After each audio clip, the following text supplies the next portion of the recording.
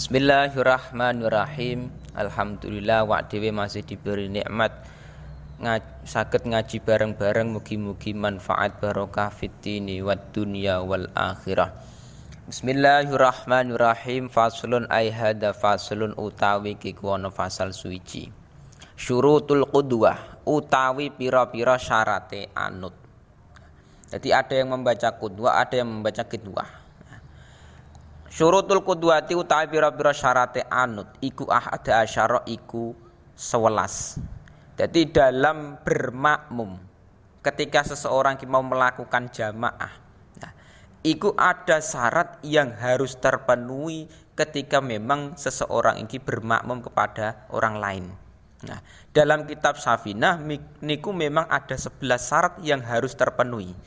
Pertama, ayya'lama iku yento alayya'lama iku yento ora ngerti sapa makmum. Alayya'lama iku yento ora ngerti sapa makmum, ora ngerti budlana sholati imamihi ing batale salate imame wong. Jadi ketika memang di situ kok makmum tidak mengetahui batale salate imam niku sah. Nah, imam batal salat sebab apa? Bihadasin, sebab hadas pertama. Au ghairihi utawa saliyane hadas. Nah, misalkan terkena najis atau misalkan terbuka aurat. Nah, imame kok batal salat, makmum gak ngerti, sah. Jadi imame kok di situ memang ketika batal salat kok makmume kok tidak mengetahui, gak masalah. Yang menjadi masalah iku nek makmume ngerti, makmume mengetahui ternyata imam iki salate batal. Jadi misalkan kok makmum tidak mengetahui imame misalkan hadas, niku tetap sah salate makmum. Nah, tapi nek makmum ki kok mengetahui imam ternyata iki mau batal salate sebab hadas atau terkena najis, niku enggak sah. Nah, wa alla ya'taqida sing kedua lan yen to ora nekotake, ora meyakini sapa makmum, ora meyakini wujuba qadaiha ing wajibe ngondoki salat. Kanggone sapa qadha iki alaihi ing atase imam. Jadi kedua syarat iki makmum tidak meyakini nek imam iki salate nanti wajib qadha. Jadi imam kok di situ memang salate kok nantinya wajib mengulangi, wajib i'adah salate. Dan itu juga makmum tidak boleh bermakmum. Misalkan seseorang yang sakit di rumah sakit. Jadi nek ono seseorang ki sakit di rumah sakit terus diinpus, niku kan salate tetap dihormatil waktu dan dia wajib i'adah mengulangi salate. Nah, ketika dia wajib mengulangi salate kok dijadikan imam, makmum kok ngerti gak sah salate makmum, meskipun salate imam nantinya wajib diiadah. Jadi imam di situ misalkan diinpus, misalkan sakit diinpus, dia wajib mengulangi salate. Jadi tetap salate lihurmatil waktu, tapi nantinya ketika sudah sembuh dia wajib mengulangi salate lagi lihurmatil waktu. Salat iadah. Nah, nek dia dijadikan sebagai imam, makmum kok ngerti gak sah salate makmum. Tapi nek makmum gak ngerti, tidak meyakini nek imam ki mau salat mau wajib i'adah, wajib mengulangi salat meneh, niki gak masalah. Misalkan salat zuhur dengan salat zuhur biasa, niku gak masalah. Wa alla yakunalan yen to ora ana sapa imam, ora ana iku makmuman iku makmum. Imam tidak boleh sebagai makmum. Jadi misalkan si Zaid bermakmum kepada si Umar. Nah, Zaid bermakmum kepada si Umar. Nah, terus Zaid statusnya sebagai makmum tak jadikan imam. Niki salat saya tidak sah. Soalnya apa? Zaid niki statusnya menjadi makmum dari si Umar kok tak jadikan imam. Niki enggak sah. Nah, kecuali nek salate misalkan Zaid iki makmum masbuk, terus Umar sudah salam. Lah Zaid menambahi rakaat. Nah, sudah pisah dari jamaah dengan Umar. Nah, ini kita jadikan imam enggak masalah. Nah, soalnya sudah terputus jamaah iki mau. Sudah selesai jamaah. Tapi kalau dia iki mau kok statusnya masih ada dalam jamaah Umar, nah iki tak jadikan imam Zaid enggak boleh. Tetap aku harus bermakmum kepada si Umar, tidak kok kepada Zaid. Jadi imam di situ statusnya bukan makmum.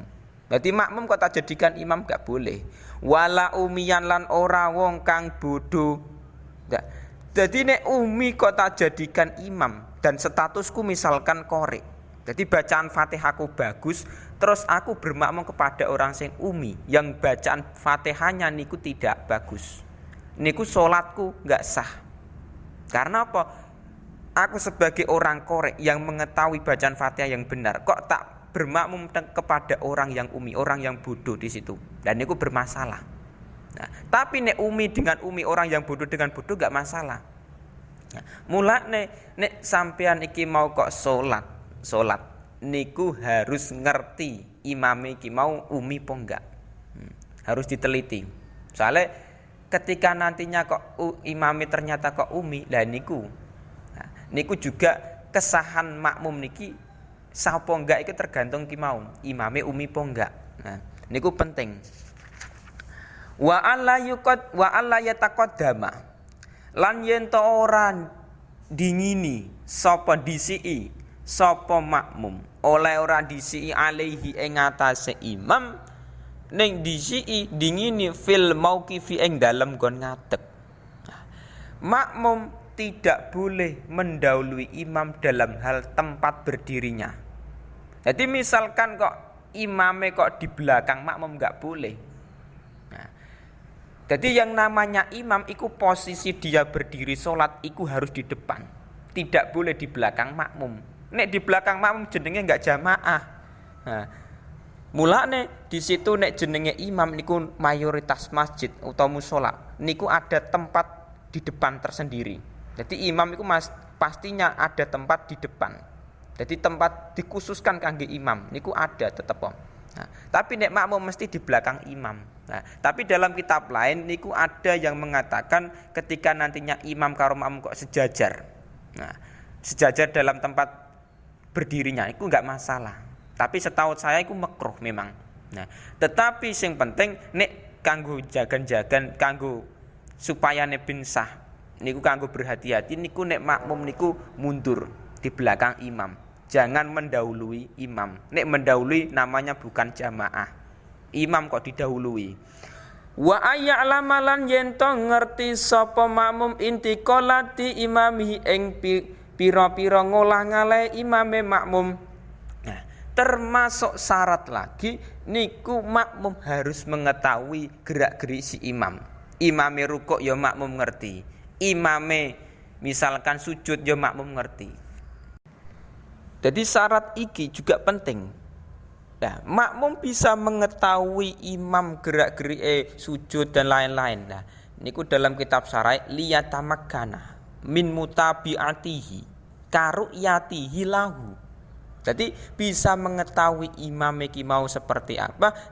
Misalkan posisi sujud utawa rukuk niku ada kalanya dengan melihat langsung imame. Jadi misalkan sholat di belakang imam pas, niku langsung ngerti. Ini imam sujud yo ngerti, imame rukuk yo makmum ngerti. Nah, auli ba'di sofi atau sebagian sofe. Jadi misalkan aku sholat sof nomor 200. Sof nomor 200. Nah, aku sholat niku tidak melihat langsung ke imam, wong sofku paling belakang. Nah, aku hanya mengikuti makmum yang depan, boleh. Jadi aku melihat makmum sing depan mengikut depan nyampe imam, niku enggak masalah. Nah, au simai sautihi atau mendengar suaranya imam. Jadi nek misalkan makmum kok tidak bisa melihat imame langsung, kok di situ mendengar suaranya imam, misalkan imame sujud yo makmum ngerti dengan suaranya imam, Allahu Akbar. Terus misalkan rukuk Allahu Akbar, makmum yo ngerti dengan suaranya imam, enggak masalah. Nah, misalkan apa? Salate wong sing buta. Orang yang buta niku memang tidak langsung melihat imam, tapi dia mengandalkan suaranya imam. Nek imame rukuk niki dengan Allahu Akbar. Jadi makmum sing buta iki ngerti, dan niku enggak masalah, tetap sah. Nah, au sauti mubaligh atau suaranya orang yang menyampaikan mubaligh. Dan ini memang jarang-jarang ada masjid yang di situ ada mubaligh.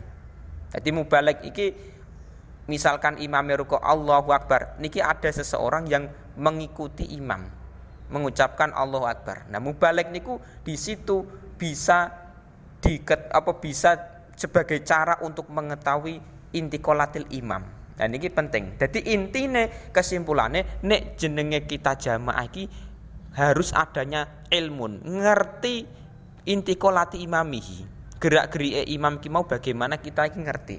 Nah, ngerti niki ada kalanya melihat langsung si imam atau melihat soft sing belakang-belakang atau mendengar suaranya atau mendengar suara mubalik. Niku enggak masalah. Niku menurut qaul mu'tamad. Wa ayajtami alan yen ta kumpul sapa makmum lan imam kumpul fi masjidin ing dalem masjid. Syarate di situ ketika dia jamaah di masjid. Mulane disarahe niku fayustaratu ayum kina al istidrak adatan ilal imam. Jadi yang penting ketika makmum imam di dalam satu masjid niku enggak masalah dan iku yang penting ada istidrak, jalan menuju ke imam. Nah, jadi niku memang ada istidrak jalan menuju ke imam enggak masalah. Nah, au fi salasati mi'ati zirain atau ing dalam 300 dira takriban ing dalam kira-kirane. Dadi ning kono memang ketika kok makmum syarat iki harus kumpul dalam satu masjid atau misalkan di luar masjid iku jarake makmum karo imam niku 300 dira. 300 dira. Jadi nek melebihi 300 dirok niku bermasalah. Satu dirok niku ada ulama yang mengatakan 48. Jadi 48 kali 300. Lah niku jarake ketika memang makmum di luar masjid. Tapi nek ning jero masjid enggak masalah. Misalkan kok nyampe masjid lebih dari 300 dirok enggak masalah. Wa ayyan wiyalan yen to niat sapa wong niat al-qudwata ing anut awil jama'ata utawa jamaah. Jadi makmum harus niat qudwah, anut atau niat berjamaah. Nek enggak ada niat bermakmum atau di situ tidak ada niat jamaah, niku enggak sah salate. Jadi misalkan usolli fardhu dzuri arba'a rakaati mustaqbilal kiblati adaan makmuman lillahi ta'ala. Lah, niat makmuman utawa niat jamaah misalkan niku wajib. Jadi makmum harus niat sebagai makmum atau niat berjamaah. Nek gak niat gak sah salate. Tapi nek imam di situ hukum asal tidak wajib niat menjadi imam. Nek niat menjadi imam yo dapat pahala jamaah, nek enggak yo enggak mendapatkan pahala jamaah. Imame lo ya. Nah, tetapi imam juga wajib niat menjadi imam ketika dalam 4 salat ku mau. Salah satu nih salat Jumat. Niku memang imam wajib niat menjadi imam. Tapi nek makmum, yang namanya makmum iku salat apapun wajib niat menjadi makmum. Nek enggak niat menjadi makmum atau jamaah enggak sah salate. Wa ayatawafaqalan yento runtut apa nadmu salatihi ma apa runtute. Wa ayatawafaqalan yento petuk apa nadmu salatihi ma apa runtute salate makmum lan imam. Jadi syarat selanjutnya yang namanya makmum dengan imam niku harus sama. Imame rukuk ya makmume melakukan rukuk. Imame itidal ya makmume melakukan itidal. Permasalahannya nek imame melakukan rukuk, makmum enggak ikut rukuk, enggak melu rukuk. Jadi bar maca Fatihah langsung itidal niku bermasalah. Jadi makmum itu harus sama dengan imam. Nek imame rukuk ya melu rukuk, nek imame sujud ya melu sujud. Enggak boleh terus rukuk langsung duduk di antara dua sujud, enggak iso. Tetap harus mengikuti si imam. Wa alla yukhalifahu lan yen to ora nulayani ora beda sapa makmum hu ing imam. Oleh yukhalifahu fi sunatin ing dalam sunah fahishatil mukhalafati.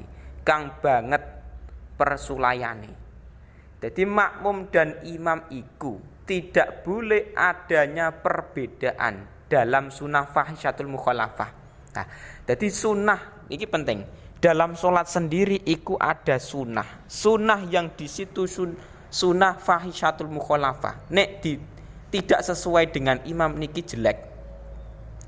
Tapi ada sunnah yang di situ tidak termasuk fahisyatul mukhalafah. Jadi ada yang termasuk fahisyatul mukhalafah, ada yang tidak. Nah, contohnya sunnah fahisyatul mukhalafah yang di situ contohnya kasajdati tilawah. Jadi nek sujud tilawah niku termasuk sunnah fahisyatul mukhalafah. Jadi oleh karena itu fayajibu dalam syarah al muwafaqah fiha fi'lan wa tarkan. Nek imame melakukan sujud tilawah dalam sholat, makmum harus mengikuti. Nah, nek imame meninggalkan sujud tilawah, makmum harus meninggalkan. Nah, kasujudi sahwin, contoh meneh sujud sahwi. Watarkan kasujudi sahwin, fatajibu fihi al muwafaqah fi'lan, latarkan. Nah, contoh meneh sujud sahwi. Nek sujud sahwi niku nek imame melakukan, makmum harus melakukan. Tapi nek imame meninggalkan, nah imame meninggalkan sujud sahwi, makmum bagaimana?